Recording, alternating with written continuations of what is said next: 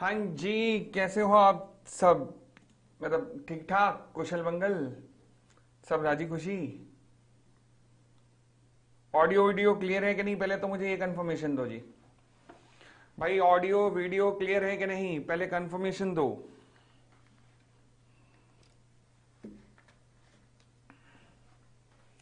नींद आने लगी है? अच्छा, टाइम लेट हो गया है।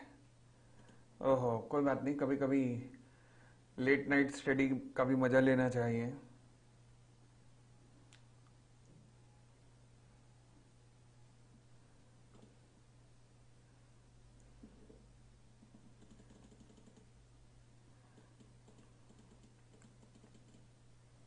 हाँ जी, ऑडियो वीडियो ओके है? नालायक को जवाब दे दो, तुम खुदा का खौफ करो।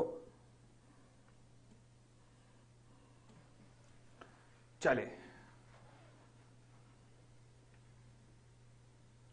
संतरे लग रहे हो आप। ठीक है, कोई बात नहीं। नालायक।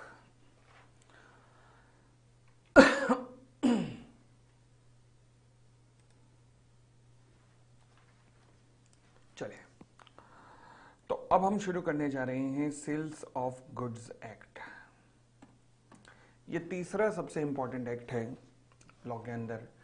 इंडियन कॉन्ट्रैक्ट एक्ट और कंपनीज एक्ट के बाद ये सबसे इंपॉर्टेंट एक्ट है जिसमें से सबसे ज्यादा मार्क्स का आता है। ठीक है जी। चलिए, कोई बात नहीं, चेतना मैं दोबारा अभी वीडियो ही लूंगा इसके बाद, इस चैप्टर के बाद। ठीक है, तो सबसे पहले हम शुरुआत करते हैं सेल्स ऑफ गुड्स एक्ट या फिर कॉन्ट्रैक्ट ऑफ सेल्स क्या होता है। सेल्स ऑफ गुड्स एक्ट का मतलब, सेल्स ऑफ गुड्स एक्ट किस पे लगता है? सेल्स ऑफ गुड्स एक्ट 1930 किस पे लगता है? ये लगता है कॉन्ट्रैक्ट ऑफ सेल्स पर। तो सवाल उठा कि कॉन्ट्रैक्ट ऑफ सेल्स का मतलब क्या होता है। तो सेल्स ऑफ गुड्स एक्ट कहता है कि कॉन्ट्रैक्ट ऑफ सेल्स क्या होता है। क्या contract of sale of good एक कॉन्ट्रैक्ट है? एक कॉन्ट्रैक्ट है तो मतलब कॉन्ट्रैक्ट के सभी फीचर को पूरा करेगा। यस। अगर कोई आप इलीगल अफीम, चरस, गांजा बेच रहे हो तो क्या उसके ऊपर सेल्स ऑफ गुड्स एक्ट लगेगा? नहीं, क्योंकि इलीगल कंसिडरेशन है, इलीगल ऑब्जेक्ट है। ठीक है जी। आगे, जहां पर सेलर यानी कि एक व्यक्ति है सेलर और एक व्यक्ति है बायर। अच्छा, सेलर या तो ट्रांसफर कर रहा है या एग्रीज टू ट्रांसफर कर रहा है, मतलब या तो इमीडिएट ट्रांसफर हो रहा है या एग्रीमेंट टू ट्रांसफर हो रहा है। किस चीज का? The property. प्रॉपर्टी का मतलब होता है ओनरशिप। ओके, किसमें, किस चीज की ओनरशिप? इमूवेबल प्रॉपर्टी की? नहीं, गुड्स की। अच्छा, किसको? बायर को। किस लिए? For price. यानी कि contract of sale of goods ये कॉन्ट्रैक्ट है जहां पर सेलर या तो ट्रांसफर कर रहा है, मतलब इमीडिएट ट्रांसफर। अब देखो जी, ओनरशिप अगर ट्रांसफर इमीडिएटली होती है तो हम इसे कहते हैं सेल। ओके, परंतु अगर ओनरशिप इमीडिएट ट्रांसफर नहीं होती बल्कि अभी केवल agreement to transfer the ownership हुआ है, agrees to transfer the ownership हुआ है, तो अपन लोग इसको नाम देते हैं एग्रीमेंट टू सेल। तो दो चीजें हैं, एक है सेल और एक है एग्रीमेंट टू सेल। दो चीजें हैं।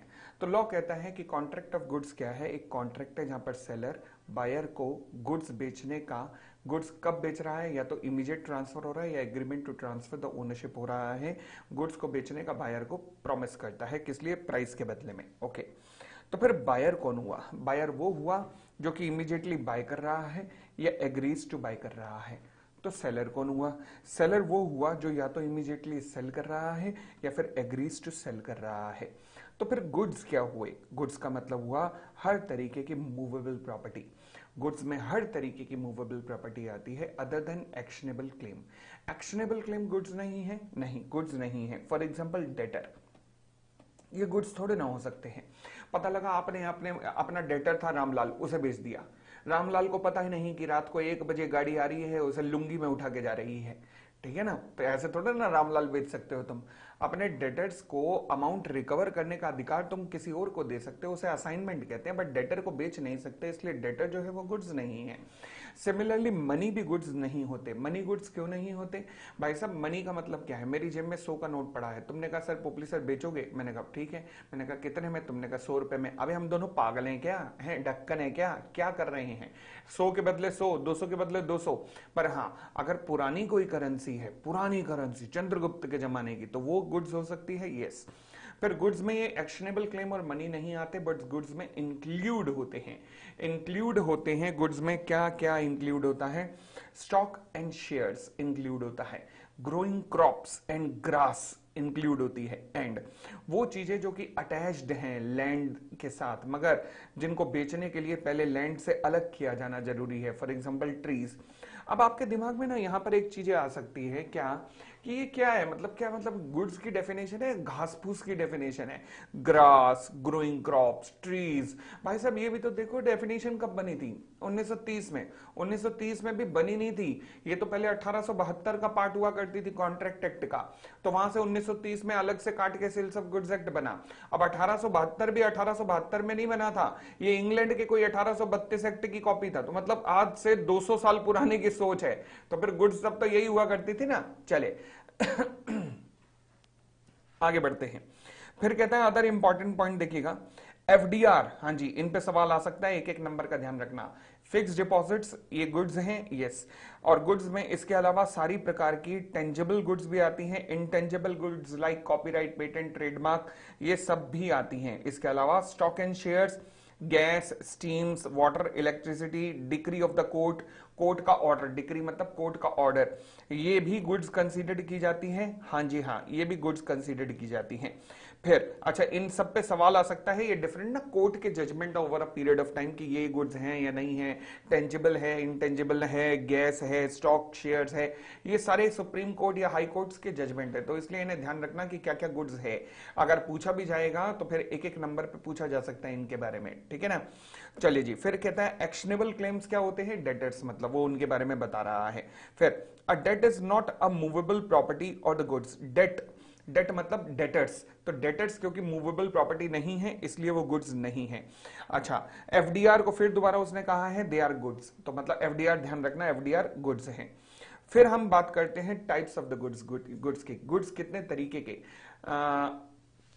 ये डिक्री कैसे गुड्स है। देखो जी, कोर्ट का आदेश है कि मुझे आपसे 1 लाख रुपए रिकवर करने हैं, तो मैं कोर्ट के आदेश के कारण आपसे 1 लाख रुपए रिकवर कर रहा हूं, तो ये इसलिए गुड्स हैं। चले, फिर इसलिए क्योंकि ये रिकवरी का अधिकार दे रहे हैं ना, मैं आपसे इस ऑर्डर के बेसिस पे, जैसे गुड्स को बेच के मैं रिकवर कर सकता हूं, वैसे इस ऑर्डर के बेसिस पे मैं आपसे रिकवर कर सकता हूं। चलिए उसके बाद और आगे बढ़ते हैं।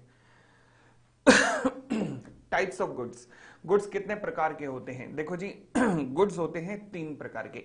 एक होते हैं जो वर्तमान में आज के डेट में हैं, मतलब एग्जिस्टिंग गुड्स। एक वो जो अभी नहीं है परंतु फ्यूचर में बनने वाले हैं, फ्यूचर गुड्स। एक वो जिनका होना या ना होना किसी घटना पे डिपेंड करेगा, कंटिंजेंट गुड्स। मैं जा रहा था मुंबई, हमारी क्लास के ऋषभ ने कहा कि सर मुंबई जा रहे हो तो प्लीज हो सके तो सचिन तेंदुलकर से बैट लेते हैं ना उसका। हाँ, सचिन तेंदुलकर तो मेरे मामे का लड़का है ना जो मुझे बैट दे देगा, तो भाई साहब बैट ला पाऊंगा या ना ला पाऊंगा ये सब कुछ डिपेंड करेगा कि सचिन मुझे बैट देता है कि नहीं देता।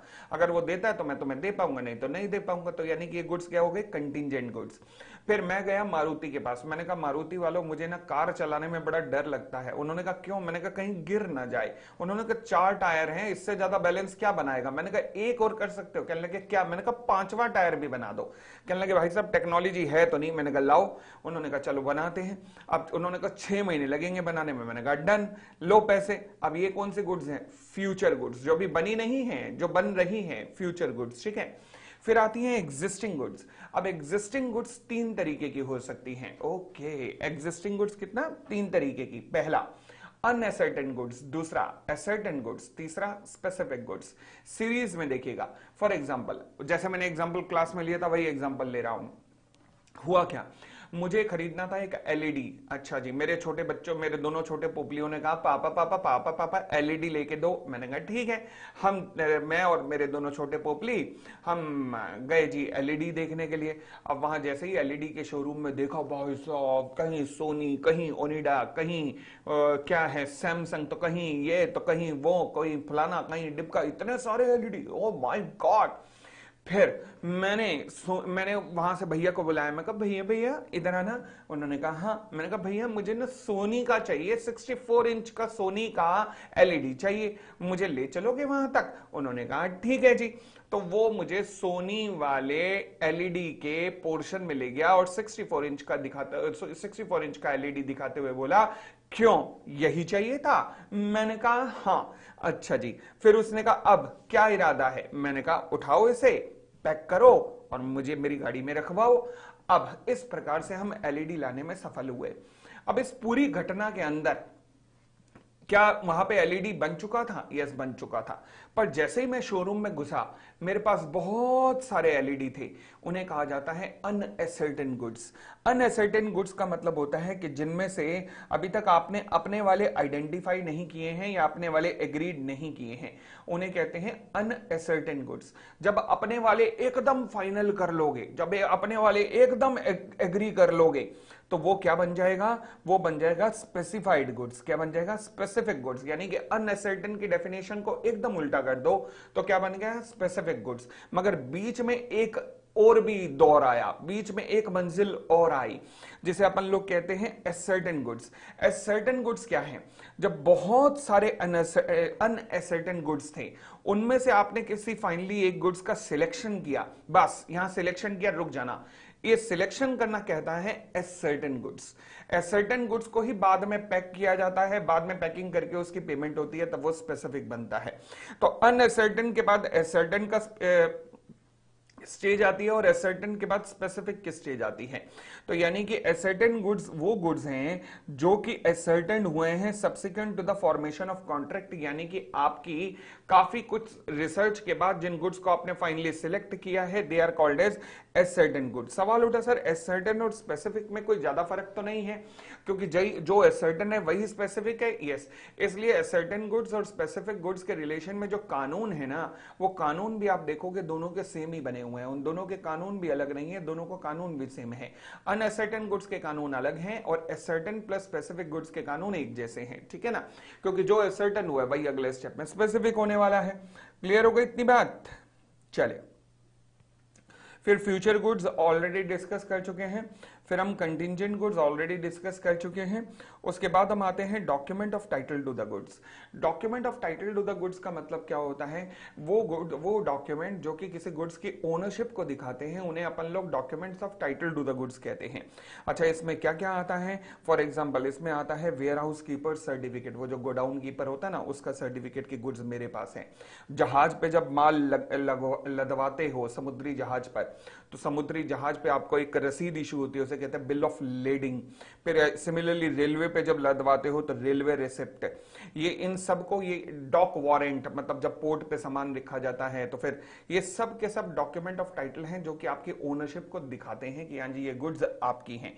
ठीक है जी। एक वर्ड आता है document showing title. Document showing title document of title से अलग होता है। फॉर एग्जांपल, अगर मेरे हाथ में रेलवे रिसिप्ट है और रेलवे रिसिप्ट दिखाती है मेरी डॉक्यूमेंट ऑफ टाइटल को, तो इसका मतलब होता है कि अगर मुझे मतलब मुझे माल ट्रांसफर करना है, मुझे वो गुड्स बेचने हैं, तो मैं बड़ा सीधा सा काम करूंगा कि वो रेलवे रिसिप्ट उठा के आपको दे दूंगा।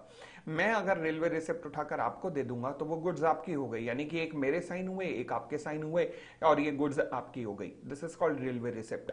Same is the case with the bill of lading, warehouse keeper certificate, dock warrant, सबके साथ यही होता है। परंतु जब मैं डॉक्यूमेंट शोइंग टाइटल की बात करता हूं तो वहां कहानी पूरी पलट जाती है। कैसे? डॉक्यूमेंट शोइंग टाइटल का एक एग्जांपल है शेयर सर्टिफिकेट से। फॉर एग्जांपल, अगर मैं कहता हूं कि मैं शेयर सर्टिफिकेट ट्रांसफर करना चाहता हूं, मेरे पास शेयर्स हैं, मैं वो शेयर्स आपको देना चाहता हूं, तो फिर दो तरीके की, अब शेयर ऐसे कैसे ट्रांसफर हो सकते हैं मेरे द्वारा आपको? इसके लिए हमें करना क्या पड़ेगा? इसके लिए हमें ये शेयर सर्टिफिकेट कंपनी के पास भेजना पड़ेगा। कंपनी उस शेयर सर्टिफिकेट को खत्म करेगी और नया शेयर सर्टिफिकेट इशू करेगी, किसको? आपके नाम पे, क्योंकि मैं आपको शेयर बेचना चाह रहा हूं। तो यानी कि आप शेयर ले पाएंगे या नहीं ले पाएंगे, कंपनी के अप्रूवल पे डिपेंड करेगा। तो इन चीजों को कहा जाता है, इन डॉक्यूमेंट्स को कहा जाता है डॉक्यूमेंट शोइंग टाइटल। मतलब जहां पर गुड्स को ट्रांसफर करने से पहले किसी थर्ड पार्टी की अप्रूवल की जरूरत होती है, इन्हें डॉक्यूमेंट शोइंग टाइटल कहते हैं। और डॉक्यूमेंट ऑफ टाइटल में किसी थर्ड पार्टी की अप्रूवल की जरूरत नहीं होती है। क्लियर हो गई इतनी बात? चले, फिर आता है जी प्रॉपर्टी। प्रॉपर्टी इन गुड्स का मतलब क्या है? ओनरशिप इन गुड्स। अब ध्यान रखना, गुड्स की ओनरशिप दो तरीके की हो सकती है, या प्रॉपर्टी दो तरीके की हो सकती है। जब आप किसी को गुड्स बेच रहे हैं और उन गुड्स के साथ आप समस्त प्रकार के अधिकार बेच रहे हैं कि तू जैसे मर्जी यूज कर, जहां मर्जी बेच, मतलब समस्त प्रकार के अधिकार आप उस गुड्स के रिलेशन में सामने वाले को ट्रांसफर कर रहे हैं, तो इसे कहा जाता है जनरल प्रॉपर्टी इन गुड्स। क्या कहा जाता है? General property in goods. फिर एक आता है special property in goods. Special property का मतलब होता है कि जब आप गुड्स को ट्रांसफर कर रहे हैं पर कुछ कंडीशंस के साथ में, कि आप इन गुड्स को इस व्यक्ति को नहीं बेच सकते, यहां इस लोकेशन पे नहीं बेच सकते, केवल ऐसे ही बेच सकते हो, ऐसे ही यूज कर सकते हो। तो जब आप गुड्स के बेचते हुए साथ में कंडीशंस अलग लगा देते हैं तो इसे कहा जाता है स्पेसिफिक प्रॉपर्टी। तो ध्यान रखना, कॉन्ट्रैक्ट ऑफ सेल्स जब लगता है तो वहां पर जनरल प्रॉपर्टी ट्रांसफर होती है, यानी कि goods along with all the rights transfer होते हैं, जनरल प्रॉपर्टी ट्रांसफर होती है कॉन्ट्रैक्ट ऑफ सेल्स के अंदर। I hope it is clear. आगे बढ़ सकते हैं। फिर अब कुछ एसेंशियल हैं of a contract of sales. पहला, टू पार्टीज। हम जानते हैं दो पार्टीज होती हैं, एक का नाम है सेलर और दूसरे का नाम है बायर। दूसरा, ट्रांसफर और agreement to transfer the property, यानी कि यहां पर इमीडिएट ट्रांसफर ऑफ ओनरशिप भी हो सकता है या फिर agreement to transfer the ownership at some later date भी हो सकता है। जब इमीडिएट ट्रांसफर ऑफ ओनरशिप होता है तो हम इसे सेल कहते हैं, और जब agreement to transfer the ownership at some future date होता है तो हम उसे एग्रीमेंट टू सेल कहते हैं। फिर कहता है when the agreement to sell become sale. Agreement to sell later on चलकर, भविष्य में चलकर क्या बन जाता है? सेल, जब उसकी कंडीशन पूरी हो जाती है। फॉर एग्जांपल, जब मारुति वालों ने वो 5 टायर वाली कार बना दी मेरे लिए, तो फिर वो क्या बन जाएगा? एग्रीमेंट टू सेल से सेल में कन्वर्ट हो जाता है।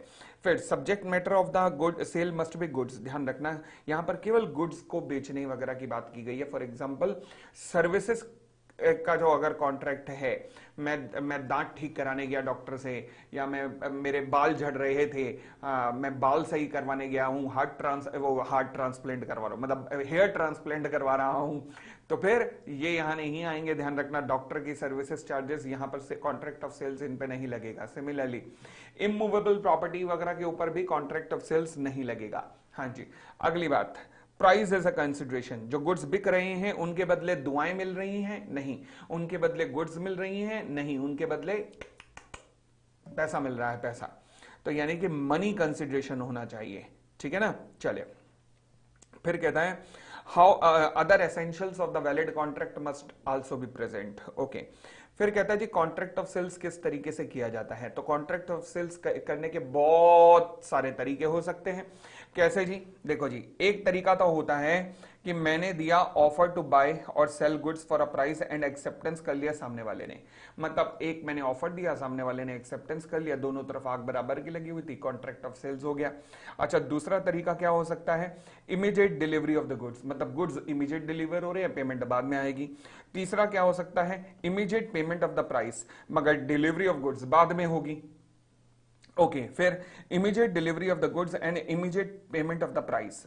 फिर एग्रीड दैट डिलीवरी और पेमेंट और both are to be made in instalment. Okay, फिर डिलीवरी और पेमेंट और both are to be made at some future date. Oh my god, तो कितने तरीके हो सकते हैं कॉन्ट्रैक्ट ऑफ सेल करने के? बहुत सारे। डिलीवर गुड्स आज हो रही हैं, पेमेंट कल, पेमेंट आज आ रही है, गुड्स कल, पेमेंट और गुड्स दोनों कल आएंगे, पेमेंट और गुड्स दोनों आज आएंगे, बहुत सारे हो सकते हैं। पेमेंट और गुड्स दोनों इंस्टॉलमेंट में जाएंगे, बहुत सारे हो सकते हैं, ठीक है ना। चले और आगे बढ़ते हैं। अब कहता है जी कॉन्ट्रैक्ट फॉर हायर परचेज। देखो जी, कॉन्ट्रैक्ट फॉर हायर परचेज और एग्रीमेंट टू सेल में ना बड़ा क्लोज डिफरेंस है।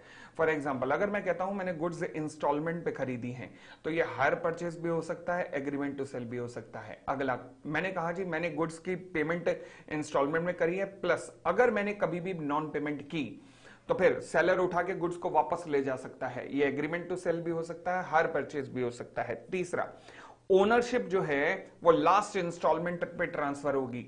अभी भी ये एग्रीमेंट टू सेल भी हो सकता है या हायर परचेज भी हो सकता है। हे भगवान, तो फिर तो इसका मतलब दोनों का एक है, एक ही मतलब है? नहीं नहीं नहीं नहीं नहीं, बिल्कुल नहीं।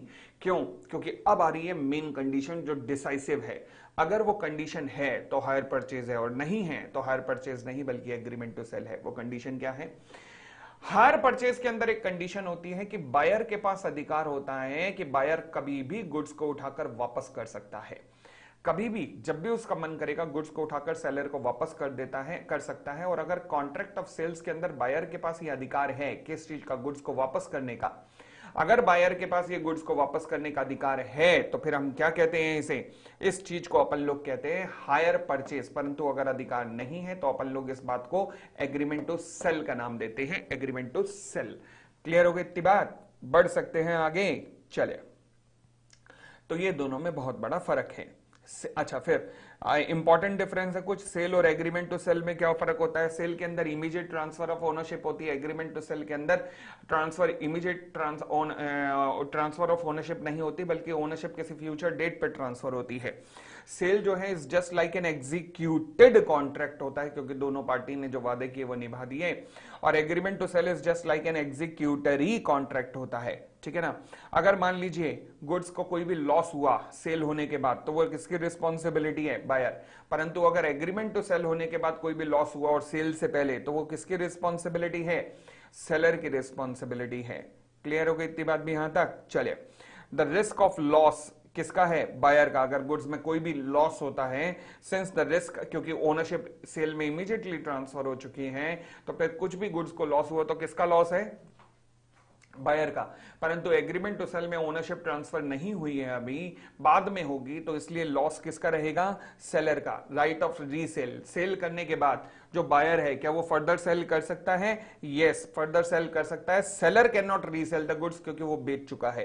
परंतु एग्रीमेंट टू सेल में सेलर जो है वो गुड्स को बेच सकता है, यस गुड्स को बेच सकता है फर्दर किसी को। अगर बायर पेमेंट नहीं कर रहा तो वो किसी भी वक्त उठा के बेच सकता है, ठीक है जी। In case of insolvency of seller, insolvency of seller होने पर अगर सेलर इंसॉल्वेंट हो गया, तो जो ऑफिशियल असाइनी आएगा, ऑफिशियल असाइनी गुड्स को कब्जे में नहीं ले सकता, बल्कि वो क्या करेगा, वो will not be able to take over the goods but will be able to recover the price of the goods. वो बायर को मजबूर कर सकता है कि बेटा प्राइस की पेमेंट कर दे, मगर बायर से गुड्स रिकवर नहीं कर सकता सेल के केस में। बट एग्रीमेंट टू सेल के केस में अगर सेलर इंसॉल्वेंट होता है, तो जो उसका ऑफिशियल असाइनी आता है वो बायर से गुड्स भी उठवा सकता है, क्योंकि अगर प्राइस पे नहीं हुआ तो फिर वो गुड्स को अपने पास कब्जे में ले लेगा। कौन, ऑफिशियल असाइनी। अगर मैं बायर के इंसॉल्वेंसी की बात करूं, तो ऑफिशियल असाइनी किसकी जगह पर आएगा, बायर की जगह।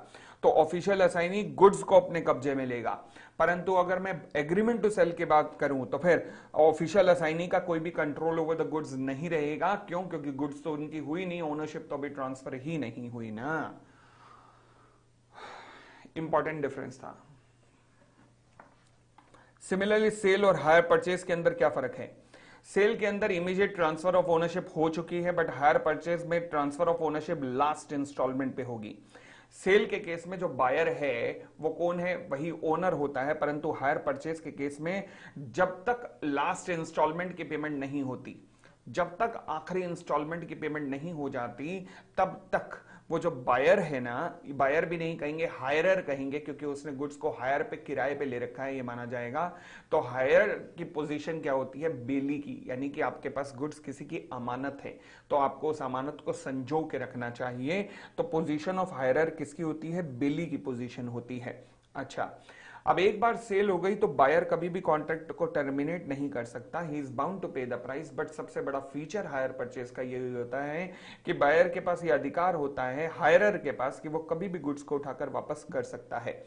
अच्छा, सेल होने के बाद क्या बायर इस गुड्स को फर्दर सोल्ड कर सकता है, बिल्कुल कर सकता है। बट हायरर के पास फर्दर ट्रांसफर करने का अधिकार नहीं होता, because he is not the owner, क्योंकि जब तक वो लास्ट इंस्टॉलमेंट पे नहीं करेगा, ठीक है ना। तो buyer in sale can sell the goods, but hire purchaser can not resell the goods. और आगे बढ़ते हैं फिर, difference between sale and bailment with your. Bailment का मतलब होता है अमानत पे। फॉर एग्जांपल, मान लीजिए हमारे में से ऋषभ गुप्ता ने जाना था, मान लीजिए 14 फरवरी का पवित्र पावन त्योहार रक्षाबंधन बनाने के लिए। अब पापा ने कार नहीं दी, तो ये आया मेरे पास, कहने लगा सर मैंने रक्षाबंधन मनाना है, वो पवित्र पावन त्योहार है, परंतु पापा कार नहीं दे रहे। तो मैंने अपनी कार की चाबी दे दी, मान का जा जी ले अपनी जिंदगी। उसकी आंखों में आंसू थे, रुक ही नहीं रहा था। कहने लगा सर बताओ क्या कर दिया आपने, सर मतलब मेरी जिंदगी बना दी आपने, कमाल कर दिया सर। मैंने कहा जा ना, अब रुलाएगा क्या, जा जा जा। अब सवाल उठा, मैंने कार ही हमेशा के लिए दे दी या फिर केवल रक्षाबंधन बनाने के लिए दी है। केवल रक्षाबंधन बनाने के लिए दी है, केवल रक्षाबंधन बनाने के लिए दी है। यानी कि जैसे ही रक्षाबंधन बना के वापस आएगा तो कार मुझे लौटा देगा। यस, ये मेरी कार उसके पास मेरी अमानत है, इसे कहते हैं बेलमेंट। क्या कहते हैं, बेलमेंट। यानी कि यहां पर transfer of possession of goods होता है from one person to another, किसी पार्टिकुलर पर्पस के लिए, और जैसे ही पर्पस पूरा हो जाए वापस आ जाएगी कार, इसे बेलमेंट कहते हैं। और सेल के केस में ट्रांसफर ऑफ ओनरशिप हो जाती है, ठीक है ना। चले, या सेल के केस में गुड्स रिटर्न नहीं होंगे, बिलमेंट में गुड्स रिटर्न होंगे। सेल के अंदर कंसिडरेशन जरूरी है। अब ध्यान रखना, ऋषभ जब मुझसे कार लेके गया तो ये मुझे क्या देके गया है, कोई पैसे वैसे देके गया है नहीं, तो बिलमेंट जो है ग्रेटिट्यूअस भी हो सकता है, हाँ वो नॉन ग्रेटिट्यूअस भी हो सकता है।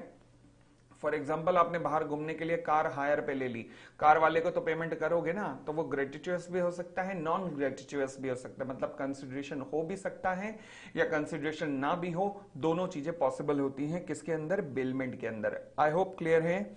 चलिए फिर आता है difference between sale and contract for work and labour. अच्छा देखो जी, ऐसा है, मान लीजिए मैं नोरा के साथ घूमने जा रहा था। अब जब मैं जा रहा था तो नोरा ने कहा पोपली बड़ी पुरानी कार रखी हुई है, मैंने कहा हाँ चलो। अब नोरा साथ में बैठी थी, इतने में ही जोर से आवाज आई धड़ाम करके, उसने कहा क्या हुआ, मैंने कहा ओह लग रहा है कि टायर में कोई प्रॉब्लम आ गई है। मैंने उतर के देखा तो टायर पंचर था, वहां दूर ही पंचर वाला बैठा था, मैंने उसे बुलाया, मैंने कहा पंचर वाले जरा पंचर तो लगा, तो उसने पंचर लगाया। उसने कहा सर एक साथ 6 पंचर हुए हैं। मैंने कहा बे एक साथ 6 कमाल हो गई। तो उसने दिखाए, कहने लगे 6 पंचर हुए। मैंने कहा हर पंचर का कितना, कहने लगा हर पंचर को ठीक करने का 100 रुपए। 600 रुपए मैंने उसे पे किए, पंचर लगवाए, चलो जी। अब सवाल उठा क्या उसने मुझे कोई माल बेचा है क्या, नहीं। मान लीजिए एक माल बेचा भी सही कि उसने छोटी सी हवा भरने वाली नल की उसके अंदर डाल दी, कितने 20 रुपए की, मगर फिर भी मेन कॉन्ट्रैक्ट किस चीज का है, मेहनत लेबर का या मटेरियल का, आंसर इज मेहनत यानी कि लेबर का है। तो फिर अब मेन कॉन्ट्रैक्ट अगर लेबर का है तो फिर क्या इसके ऊपर कॉन्ट्रैक्ट ऑफ सेल्स लगेगा, नहीं, इसके ऊपर कॉन्ट्रैक्ट ऑफ सेल्स नहीं लगेगा, ये contract for work and labour के अंदर कवर हो जाएगा। परंतु अगर मान लीजिए वापस आते हुए जब मैं नोरा को छोड़ने आ रहा था तो फिर दोबारा टायर फट गया, अब की दूसरे वाला फटा था। अब वही टायर वाले को मैंने दोबारा बुलाया, मैंने कहा टायर वाले जरा इधर ये देख क्या हुआ। तो उसने देखा, कहने लगा सर अब तो बस टायर आपका जा चुका है, ये तो खत्म ही हो गया, तो टायर चेंज करना पड़ेगा, अब तो ट्यूब भी चेंज करनी पड़ेगी। मैंने कहा कितने की, कहने लगा सर मात्र 10,000 रुपए की। मैंने कहा चेंज करने के पैसे, कहने लगा मात्र 500 रुपए। अब बताओ यहाँ पर लेबर है 500 रुपए, मटेरियल है 10,000 रुपए, इसके ऊपर क्या लगाओगे, this is covered under contract of sales. समझ आ गई बात।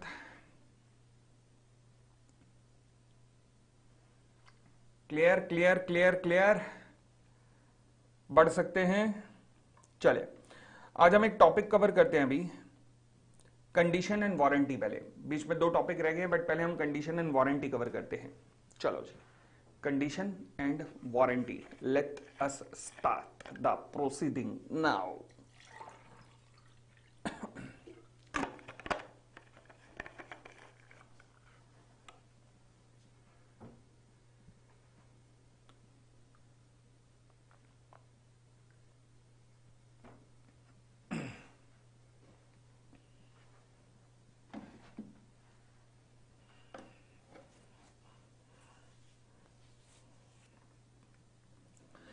एक चीज होती है कंडीशन। मैं कार खरीदने के लिए गया, मैंने कार वाले को कहा कार वाले मुझे ऐसी कार दिखा जिसका इंजन आय हाय हाय हाय हाय प्लेन वनीला इंजन हो, मजा आ जाए। उसने कहा सर ऐसी कार दिखाता हूं, कार दिखाया, मैंने कहा इंजन, कहने लगा 4 साल तक खराब ही नहीं हो सकता, मैं यहीं बैठा हूं। मैंने कहा आप ठीक है। कार निकल के मैं जैसे ही घर तक भी पहुंचा था, इंजन नीचे गिर गया, खराब था इंजन। तो मेरे पास क्या अधिकार है, अबे इंजन के बेसिस पे तो मैंने कार ली थी, तो फिर क्या मैं कार वापस कर सकता हूं, हाँ। तो यानी कि वो कंडीशन, वो शर्त, वो स्टिपुलेशन जिसके बेसिस पर आपने सामान खरीदा, अगर वही शर्त पूरी ना हुई तो मैं उस सामान को वापस कर देता हूं, कर सकता हूं, इसे कहते हैं कंडीशन। अब मान लीजिए मैंने कार वाले से कहा, मैंने कहा इंजन परफेक्ट चाहिए, उसने कहा परफेक्ट है। मैंने कहा कितने की कार, कहने लगा 10 लाख रुपए की। मैं कहा पागल है क्या, 12-13 लाख रुपए की तो नहीं मिलती है, तो 10 लाख रुपए की चिपका रहा है। कहने लगा सर एक बात बताऊं, इंजन तो आपने कहा सही होना चाहिए, वो तो है ही है, इसमें एक और फीचर है। मैंने कहा बोल। कहने लगा माइलेज, नई कार आजकल माइलेज नहीं दे रही इतनी जितनी ये कार दे रही है, ये 1-1 लीटर में 30-30 किलोमीटर चल रही है। मैंने कहा अच्छा तभी ज्यादा प्राइस है, कहने लगा हाँ। मैंने कहा दे दे फिर। भाई साहब उसने मुझे बोला था 1 लीटर में 30 किलोमीटर, वो चल रही है 1 लीटर में 10 किलोमीटर। अब मैंने मेन जो शर्त थी वो क्या थी, इंजन, वो तो पूरी हो रही है, वो सही है। परंतु मैंने ज्यादा प्राइस पे कर दिया, किस लिए? क्योंकि इसने मुझे कहा माइलेज अच्छी है, माइलेज ज्यादा अच्छी नहीं है। तो अब मेरे पास गुड्स को वापस करने का अधिकार नहीं है, अब मैं केवल डैमेजेस क्लेम कर सकता हूं। This is called warranty. यानी कि जो मेन शर्त जिसके बेसिस पे आपने गुड्स खरीदी उसे कहते हैं कंडीशन। और गुड्स खरीदते हुए शायद कोई एडिशनल भी आपको कंडीशन बताया, एडिशनल शर्त भी आपको बताई गई थी, फीचर भी बताया गया था, जिसके कारण आपने शायद ज्यादा प्राइस पे किया था, इसे कहते हैं वारंटी। ठीक है।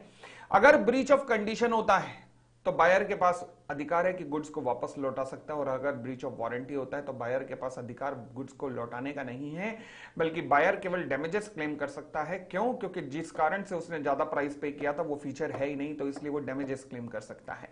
तो ब्रीच ऑफ कंडीशन में बायर के पास अधिकार है गुड्स को लौटाने का, और ब्रीच ऑफ वारंटी में बायर के पास अधिकार है कि गुड्स की डैमेजेस क्लेम करने का। परंतु कई बार ऐसा होता है कि भाई साहब ब्रीच ऑफ कंडीशन को आप ब्रीच ऑफ वारंटी मान लेते हो। वो कैसे? फॉर एग्जाम्पल, बायर ने गुड्स खरीदी, खरीदने के बाद उसने कहा चल जैसा भी है, भला है बुरा है, जैसा भी है, मेरा पति मेरा देवता है, होता है ना। तो बस ऐसे ही बायर ने कहा भली है बुरी है जैसी भी है, मेरी गुड्स मेरी हैं, तो वेव कर दी कंडीशन। ठीक है ना। या फिर वही की वही वही वही चीजें मोर और लेस वही लिखी हुई हैं। The buyer has accepted either the whole or any part of the goods. Buyer इतना खुश था, कार चला के बीच में से ही फोन कर दिया सेलर को, हाँ हाँ बड़ा मजा आया, बड़ा मजा आया, कार मेरी हुई। अबे ढक्कन, पहले माइलेज तो चेक कर ले, मगर तूने पहले ही एक्सेप्टेंस दे दिया है। तीसरा, बायर को पता लग गया कि भैया मतलब है गड़बड़ है, मगर उसने कहा चलो छोड़ो यार, अब वापस नहीं देते, अब मैं उससे प्राइस थोड़ा सा वापस जरूर लूंगा, महंगा उसने किया है, तो ब्रीच ऑफ कंडीशन को ब्रीच ऑफ वारंटी मान लिया है। यानी कि जहां पर बायर ने कहा चल छोड़ना यार, दूसरा बायर ने खुशी में पहले ही एक्सेप्टेंस दे दी, और तीसरा जहां बायर ने कहा चलो अब मैं कोई दिक्कत नहीं, उससे थोड़ी एक्स्ट्रा पेमेंट जो दी है वो वापस ले लेता हूं। यानी कि buyer elect to treat the breach of condition as a breach of warranty. ठीक है जी, चले। वारंटी में आफ्टर सेल सर्विस भी आ सकती है, आ सकती है। स्पेसिफिक परफॉर्मेंस होता है क्या वारंटी में? स्पेसिफिक परफॉर्मेंस होता है वारंटी में, हाँ हो सकता है। चले अब आइएगा, कंडीशन एंड वारंटी के बीच में डिफरेंस क्या है। कंडीशन तो मेन शर्त थी, एसेंशियल। वारंटी एक एडिशनल शर्त थी, कोलेटरल। अच्छा, एग्रीड पार्टी के पास अधिकार है ब्रीच कॉन्ट्रैक्ट को टर्मिनेट करके वापस कर देने का गुड्स को, परंतु वारंटी में एग्रीड पार्टी केवल डैमेजेस क्लेम कर सकती है। ब्रीच ऑफ कंडीशन को ब्रीच ऑफ वारंटी माना जा सकता है, बट ब्रीच ऑफ वारंटी को ब्रीच ऑफ कंडीशन कभी नहीं मान सकते। अब देखो जी, कुछ इंप्लाइड कंडीशन भी होती है और कुछ एक्सप्रेस कंडीशन भी होती हैं, और सिमिलरली कुछ इंप्लाइड वारंटी भी होती है, कुछ एक्सप्रेस वारंटी भी होती है। इंप्लाइड एक्सप्रेस का मतलब है जो बता रखी है कॉन्ट्रैक्ट में, और इंप्लाइड का मतलब जो बता नहीं रखी, जो कि है मगर बता नहीं रखी। अच्छा, पहली है इंप्लाइड कंडीशन। पहली इंप्लाइड कंडीशन क्या है? Condition as to title. Important topic है, एक नंबर, एक कोई सवाल यहां से आना पक्का है कंडीशन एंड वारंटी में से। हाँ जी, पहली है हमारी condition as to title. Condition as to title का मतलब होता है कि देखो, जब भी आप किसी से गुड्स खरीदोगे, से फॉर एग्जांपल मान लीजिए आप किसी से ना किताब खरीदने गए कल सुबह, आप किताब खरीदते हुए सेलर से ये पूछोगे अंकल एक चीज बताऊं, एक चीज पूछो, सही से बताना, मम्मी कसम खा के, ये चोरी की तो नहीं है ना? वो कान के नीचे तुम्हारे अलग लगाएगा, क्या भाई चोर समझ रखा है क्या? तो भैया ये इंप्लाइड है ना कि अगर आप किसी से गुड्स खरीद रहे हो तो उसकी है, ये तो इंप्लाइड कंडीशन है। आप उससे ये सवाल थोड़े ना पूछोगे कि बता सही में चोरी की तो नहीं है, ऐसा तो नहीं पूछोगे ना, क्योंकि ये इंप्लाइड है कि अगर वो गुड्स बेच रहा है तो वही मालिक है। तो यानी कि there is an implied condition on the part of seller कि अगर वो सेल कर रहा है तो उसके पास सेल करने का अधिकार है, और in case of agreement to sell उसके पास राइट है सेल करने का, जब प्रॉपर्टी पास ऑन करने का टाइम आएगा तो। फिर cell by description.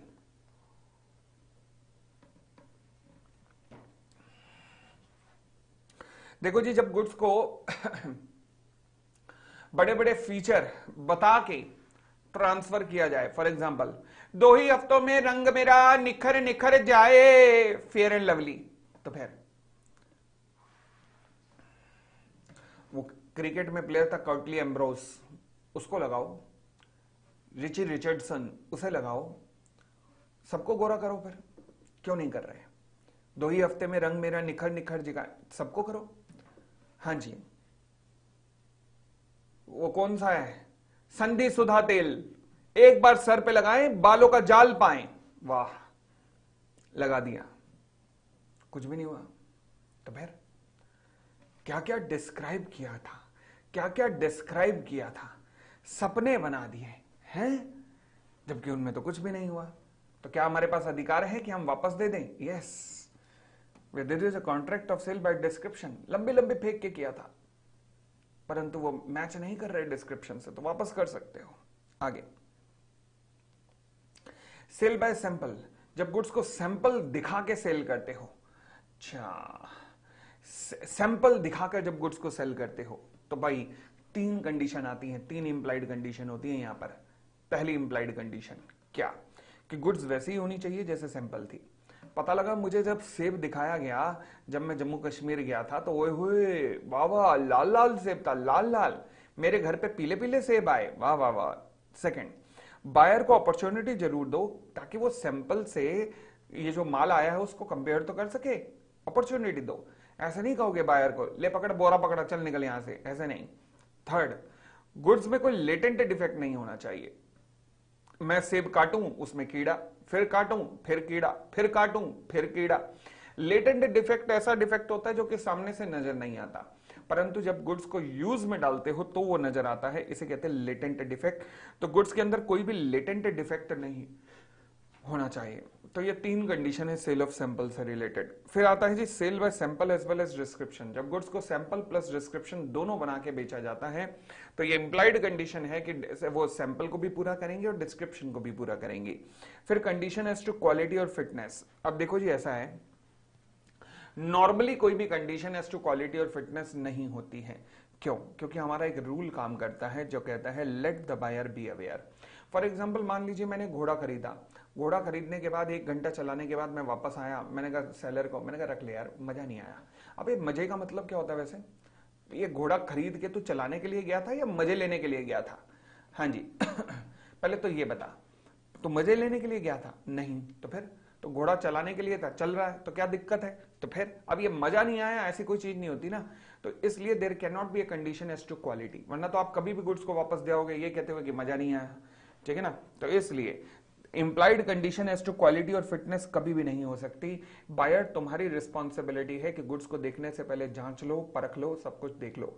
Late the buyer be aware. तो बायर ये तुम्हारी रिस्पॉन्सिबिलिटी है, बट इसकी कुछ एक्सेप्शंस है। एक्सेप्शंस मतलब जहां बायर तुम्हारे पास अधिकार है कि तुम गुड्स को वापस कर सकते हो। कैसे? फॉर एग्जांपल पहला पॉइंट, जहां पर बायर ने बता दिया सेलर को कि भैया मुझे इस पर्पस के लिए गुड्स चाहिए। मैंने बता दिया सेलर को घोड़ा खरीदते हुए कि मुझे ऐसा घोड़ा चाहिए जो है हवा में बातें करे, चेतक टाइप हो। भाई साहब मुझे उन्होंने बताया, मुझे उन्होंने दिखाया, ये लो ये आया हमारे पास आजकल मिनी चेतक, वाह क्या दौड़ता है भाई साहब। मैं इसके ऊपर बैठ गया, लो जी मैं इसके ऊपर बैठ गया। अच्छा जैसे ही मैं बैठा घोड़ा खुद ही बैठ गया। तो फिर क्या ये गलत नहीं है? क्या मेरा बेवकूफ नहीं बनाया गया? हाँ, मैंने तो तुझे पहले ही बता दिया था कि भाई मुझे ऐसा घोड़ा चाहिए, ऐसा घोड़ा चाहिए जो मेरे को घुड़दौड़ में ले जाए। ये तो ले जा ही नहीं पाया, ये तो क्या मतलब, ये तो पैदल भी नहीं चल पा रहा, मतलब ये तो लेट ही गया घोड़ा। क्या ये गलत है? गलत है। सेकंड, दूसरी बात, कंडीशन ये है कि वो जो सेलर है ना वो इन गुड्स में डील करता हो, मतलब तभी तो उसे पता होगा कि घोड़ा पोपली को जो चाहिए वो कैसा होना चाहिए। तो इसलिए सेलर उन गुड्स में डील करता हो और बायर ने सेलर को पर्पस बता दिया हो। तो फिर अगर बायर को चीज गलत मिली है तो बायर के पास अधिकार है कि गुड्स को उठाकर वापस कर सकता है।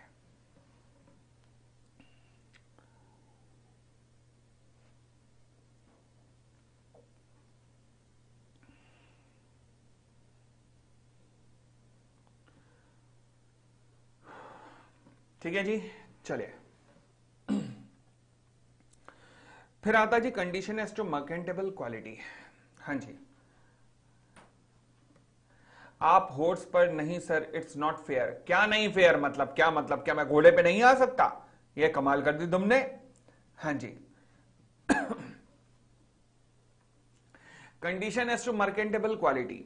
मर्केंटेबल क्वालिटी का मतलब होता है कि गुड्स इस लायक होनी चाहिए कि उन्हें बेचा जा सके। फॉर एग्जांपल, मैं पेन लेके आया, पेन चलाया, पेन चले ही ना। मैं पेंसिल लेके आया, पेंसिल, शार्पनर लेके आया, शार्पनर शार्प ही ना करे।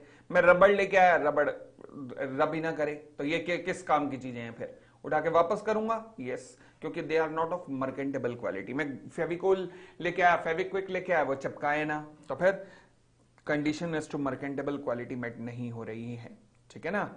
क्लियर हो गई इतनी बात? चलिए नेक्स्ट। अब ये जो मर्केंटेबल क्वालिटी वाली कंडीशन है ना, अगर यही खाने पीने की चीजों में आ जाए तो इसे कहते हैं कंडीशन एज टू होलसोमनेस। होलसोमनेस का मतलब, फॉर एग्जांपल आपने बड़े चाव से डोमिनोज का पिज्जा मंगवाया, पिज्जा खोलते ही आपको अंदर लगा कॉकरोच बैठा हुआ था, जो जो आपको देख रहा था। आपने कॉकरोच को देखा, कॉकरोच ने आपको देखा, दोनों ने एक दूसरे को देखा। क्या कहोगे कॉकरोच को वाले ये पिज्जा को? क्या यूज करोगे या नहीं करोगे? नहीं करोगे, नहीं करोगे। आप ऐसा नहीं कह सकते ना कि चल थोड़ा सा स्लाइस वाला एरिया तेरा बाकी मेरा, आप ऐसा नहीं करोगे, ठीक है ना। तो इसलिए पूरा पिज्जा वापस जाएगा, यस, क्योंकि कंडीशन इज टू होलसमनेस पूरी नहीं हो रही है। चलो जी आगे बढ़ते हैं। हाँ जी, हिट वहीं वहां पिज्जा के ऊपर हिट मार दियो, बिल्कुल ठीक चल रहा है तू, एकदम जनवन चल रहा है तू। अब चले, what are the implied warranty. जिस तरीके से इंप्लाइड कंडीशन होती है उसी तरीके से कुछ इंप्लाइड वारंटी भी हो सकती है। आप ध्यान रखना, इंप्लाइड वारंटी के अंदर आपके पास गुड्स को वापस करने का अधिकार नहीं है, केवल डैमेजेस क्लेम करने का अधिकार है। तो इंप्लाइड वारंटी कौन कौन से हो सकती है? पहला, warranty as to undisturbed possession. For example, मान लीजिए मैं कार लेके घूम रहा था, इतने में जोर जोर से आवाज आई, चोर चोर चोर चोर चोर। मैंने कहा बाहर निकल के, मैंने कहा चोर क्या मतलब, मुझे चोर कहा?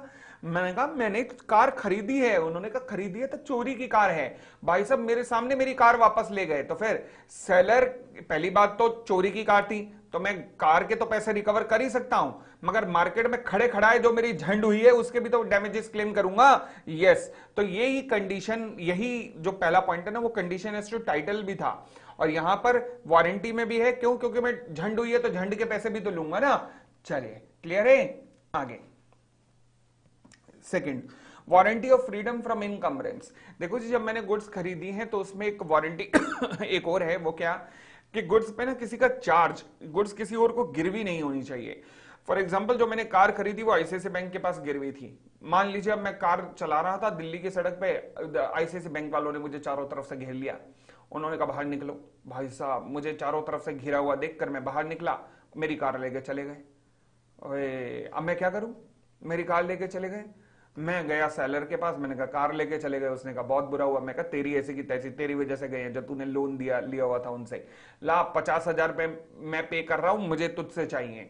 तो क्या अगर आईसीआईसीआई बैंक से कार छुड़ाने में मैंने 50,000 रुपए पे किए तो क्या मैं सेलर से रिकवर कर सकता हूं? Yes, warranty of freedom from encumbrance, ठीक है ना।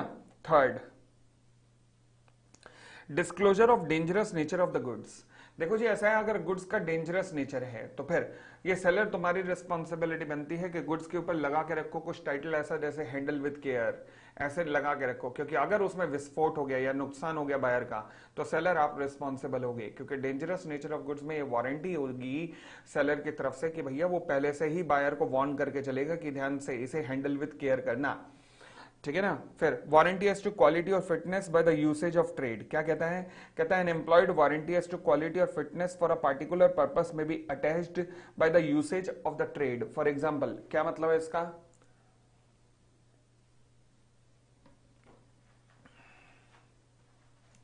ये गुड्स इसलिए यूजफुल होंगी, ये उन गुड्स की कन्वेंशन के हिसाब से लगाया जा सकता है कि मतलब ये गुड्स इसलिए फिट होगी। फॉर एग्जांपल, अगर मान लीजिए मैंने चार्जर आपको दिया है, आपने मुझसे चार्जर मांगा, मैंने आपको चार्जर दे दिया ना, आपने कुछ बोला ना मैंने कुछ मैं बोला।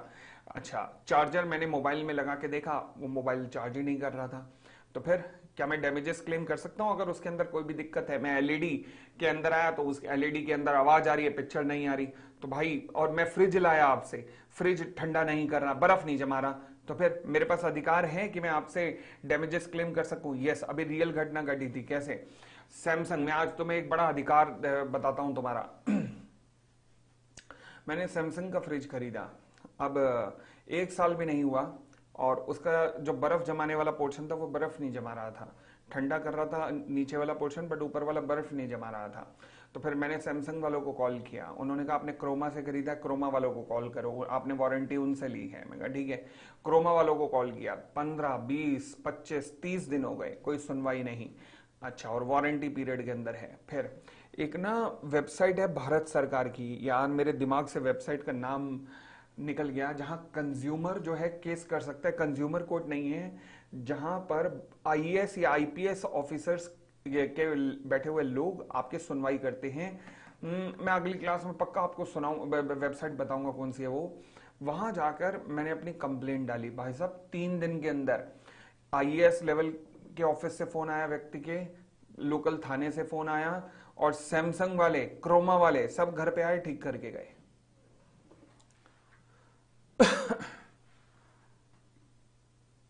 क्योंकि मेरे पास डैमेजेस क्लेम करने का अधिकार है ना। अब वो ये नहीं कहेंगे कि सर आपने तो फ्रिज लेते हुए नहीं बताया था कि आपने इसमें बर्फ जमानी है। अबे पागल हो क्या? यूसेज ऑफ ट्रेड, वो गुड्स किस लिए यूज होती है? तो फिर तो फ्रिज में क्या मैं जाके सोऊंगा, या मैं अपने कपड़े सुखाऊंगा, या कपड़े रखूंगा उसमें? कमाल कर दी तुमने। चलिए आगे। नेशनल कंज्यूमर हेल्पलाइन, नहीं नहीं नहीं नहीं, ये दोनों नहीं, कुछ और है, कुछ और है। मैं कल बताऊंगा, कल मैंने कहा कंप्लेंट डाली थी, मैं बताऊंगा। चलिए, हाँ जी। फिर कहता है meaning and exception to the doctrine of caveat emptor. बहुत इंपॉर्टेंट है ये, बहुत इंपॉर्टेंट है। केविएट एम्पटर का मतलब क्या होता है? केविएट एम्पटर का मतलब है बायर को भी कुछ नॉलेज होने दो। यानी कि इसका मतलब अगर सेलर की गुड्स में कोई प्रॉब्लम है तो seller is not liable to disclose the every defect in his goods sold. Seller is not liable कि वो अपनी गुड्स की कमियां बताता रहे। ये बायर की भी रिस्पॉन्सिबिलिटी है कि वो गुड्स की खुद जांच करे। तो इसलिए let the buyer be aware. यानी कि हर चीज के लिए सेलर लायबल नहीं है, बायर की भी रिस्पॉन्सिबिलिटी बनती है। बट कुछ एक्सेप्शंस हैं जहां पर ये डॉक्ट्राइन नहीं लगता है। फॉर एग्जांपल, जहां पर सेलर ने मिसरिप्रेजेंटेशन किया है। दूसरी बात, जहां पर सेलर ने लेटेंट डिफेक्ट को छुपाने की कोशिश की है। फॉर एग्जांपल, टेबल के अंदर डिफेक्ट था, छेद था, उसने डिफेक्ट को इस तरीके से भर दिया, फिल कर दिया कि नजर नहीं आया। बाद में जब बायर लेके गया तो नजर आया। तो यानी कि सेलर ने कंसीलमेंट करने की, कंसीलमेंट मतलब छुपाने की कोशिश की है लेटेंट डिफेक्ट को। थर्ड, जब सेल बाय डिस्क्रिप्शन हुआ और गुड्स डिस्क्रिप्शन को पूरा नहीं कर रही। जब गुड्स सेल बाय सैंपल हुई है बट गुड्स जो है सैंपल को पूरा नहीं कर रही। जब sale by sample and description हुआ है but goods sample and description को पूरा नहीं कर रही। जब गुड्स किसी पार्टिकुलर पर्पस के लिए यूज होती है परंतु वो गुड्स उन पर्पसेस को यूज नहीं कर रही। फ्रिज वाला एग्जांपल, ठीक हो गई बात। चलिए, जब गुड्स को उसके पेटेंट और ब्रांड नेम को देखकर परचेस किया गया था। पेटेंट और ब्रांड नेम को देख के परचेस किया गया। जब मैंने गया जी, मैंने कहा जी शंख पुष्पी दे दो क्योंकि दिमाग तेज होता है। शंख पुष्पी दिया, मेरे को लूज मोशन लग गए। तो फिर तो ये थोड़ा ना, इसलिए थोड़ा ना लिया था मैंने। दिमाग साफ करने की दवाई थी, पेट साफ कर दिया उसने, तो ऐसा थोड़ा ना होता है। तो मतलब जब गुड्स को किसी पेटेंट और उसके नाम पे, ब्रांड नेम पे खरीदा गया हो परंतु वो उस लायक काम ना कर रही हो। आगे बढ़ते हैं जी। तो चलिए जी, आज हम इतना ही करते हैं। और अब अगली क्लास में अब अगला टॉपिक करेंगे ओनरशिप ऑफ द गुड्स। क्या ओनरशिप ऑफ द गुड्स अगली क्लास में करते हैं। और अगली क्लास जो है वो संडे को है। संडे मतलब कल है। तो कल का क्लास का टाइमिंग मैं कल कितने बजे क्लास लूंगा? कल सुबह 10 बजे होगी, ठीक है? कल सुबह 10 बजे मिलते हैं। Thank you, bye bye, take care, bye bye.